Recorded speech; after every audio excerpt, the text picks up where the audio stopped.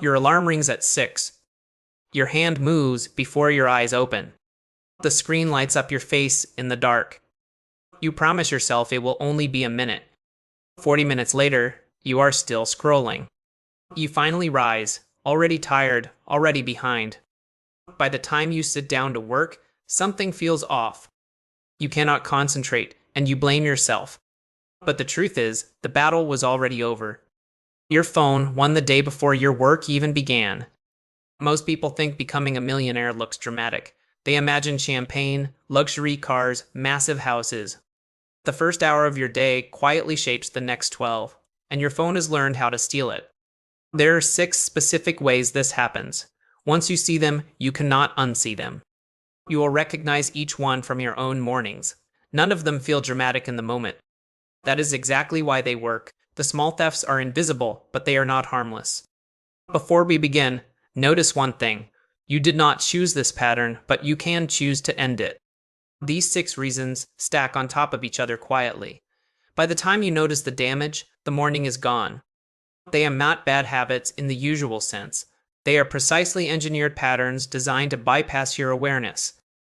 Understanding them is the first step to dismantling them. You cannot defend against what you cannot see clearly. Let us start with the first reason. This one happens before you even sit up in bed. The first reason is what neuroscientists call the cortisol hijack. Your brain wakes in a fragile chemical state. The transition from sleep to waking is delicate. Your mind needs minutes, not seconds, to come online. In those first moments, cortisol is rising naturally. This hormone is meant to ease you into alertness. Your brain is soft, suggestible, and wide open. Whatever enters first shapes the entire morning. When your phone enters first, it floods that opening. News, messages, alerts, faces, opinions, demands. Your nervous system reads this as a small emergency. Your body shifts from rest into low-grade alarm. You do not feel the alarm because it is quiet, but your focus circuits have already been pulled offline. Picture this. You are still in bed, eyes barely open, yet your brain is already negotiating with strangers. By the time your feet touch the floor, you are reactive. You are no longer the author of your morning. This is the part most productivity advice never mentions. You cannot focus deeply from a hijacked nervous system. The second reason is dopamine theft. Your brain produces a small reservoir of motivation each night. This reservoir refills slowly during deep sleep. It is finite, and it does not regenerate during the day. This reservoir is meant to fuel your hardest work. It is the chemical currency of deep concentration. When you scroll first thing, you spend that currency. Each swipe is a tiny withdrawal you do not feel. Each video, each meme, each headline takes a coin. By breakfast, your wallet of motivation is nearly empty. Your dopamine baseline has already dropped below normal.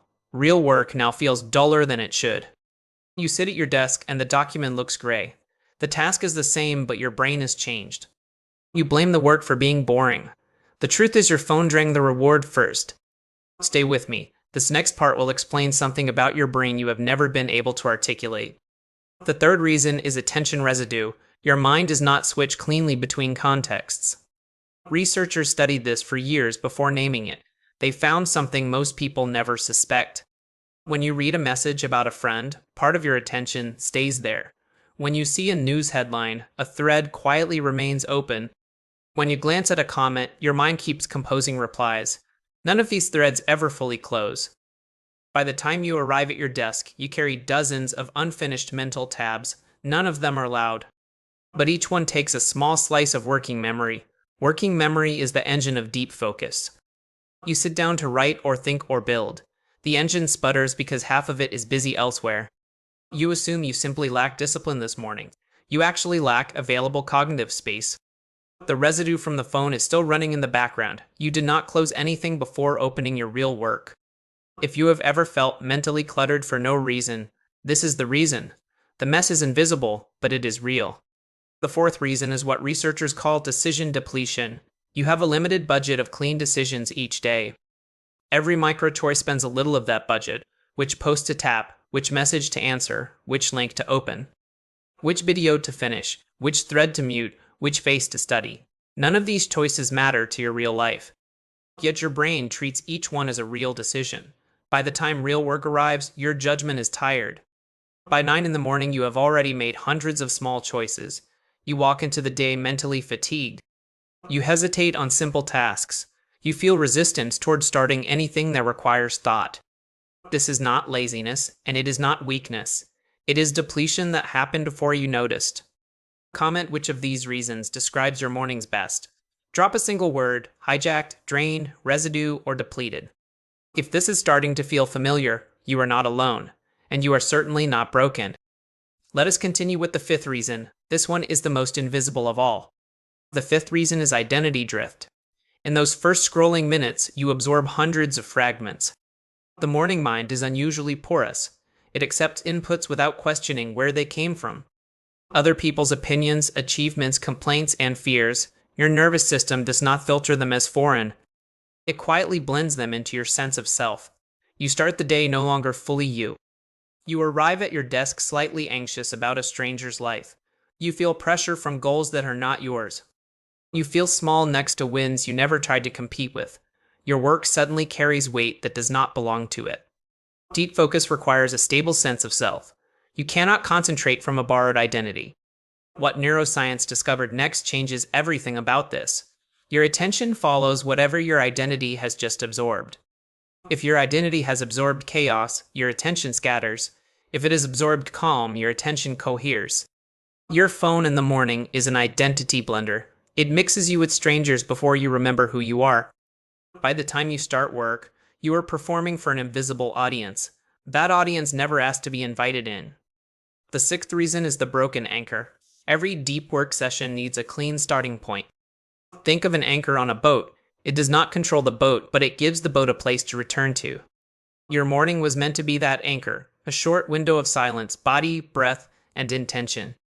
This window tells your brain what kind of day this is. It sets the rhythm for everything that follows. When the phone enters that window, the anchor never sets. The day begins with no center to return to. Hours later, when focus drifts, you have nowhere to come back to. You scatter further because there is no point of origin. You feel busy but never grounded. You feel productive but never deep. The broken anchor is why so many full days feel hollow. You never started the day in the first place. This is the part where the pattern becomes clear. Each of the 6 reasons is small on its own. Together they form a quiet system that defeats you daily. Your phone does not need to beat you at work. It only needs to win the first 30 minutes. Everything else follows from that opening move. Picture this.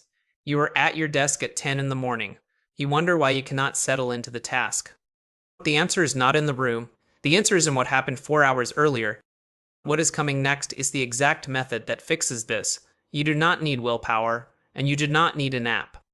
Willpower fails because the system is too strong. Apps fail because they still live inside the device. The only working approach is the one almost no one tries. It is also the simplest one to describe. You need a new first hour, not a perfect one, just a different one. The shift begins with one rule. Your phone does not enter the first 60 minutes of your day. That is the only rule. Everything else flows from protecting that single window. In that hour, your nervous system stabilizes on its own. Your dopamine reservoir stays full for real work. Your attention residue stays clear. Your decision budget stays intact. Your identity stays your own. Your anchor sets cleanly. All 6 thefts are blocked by one simple boundary.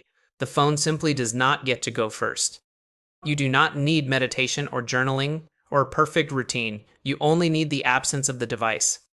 Make coffee, look out a window, move your body, sit in silence. Let the first hour belong to no one but you. Then, when you finally pick up the phone, you pick it up as yourself, not as someone the phone has already shaped. This single change rewires the entire day. You will feel the difference by the 3rd morning. By the 7th morning, you will not want to go back. Your focus at work will feel like it returned from somewhere distant. It did not actually go anywhere. You simply stopped giving it away before you needed it. Most people think becoming a millionaire looks dramatic. They imagine champagne. Most people think becoming a millionaire looks dramatic. But you do not have to be most people. You only have to protect 1 hour. Tonight, place your phone in another room before you sleep. Buy a basic alarm clock if you need one. The physical distance matters more than you think. Out of reach means out of the morning equation. Tomorrow, do not touch the device until the first hour has passed. Treat that hour as sacred ground. Notice how the day feels different from the inside. Notice how your work meets you instead of fleeing from you. Notice how your thoughts become longer and quieter. Notice how decisions arrive without effort. This is not a productivity trick. This is the return of something that was always yours. Your attention is the most valuable thing you own. It is also the most quietly stolen. The 6 reasons we walked through today are not your fault, but protecting against them is now your choice. If this video gave you something useful, leave one word below.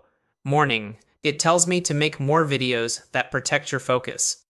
Subscribe if you want to keep learning how your mind actually works. We are building a quieter, sharper way of living here. Your phone will try to win again tomorrow, but now you know exactly how it does it. The 6 reasons are no longer invisible to you. The first hour is no longer up for grabs. The first hour is the whole game. Guard it, and the rest of the day finally belongs to you.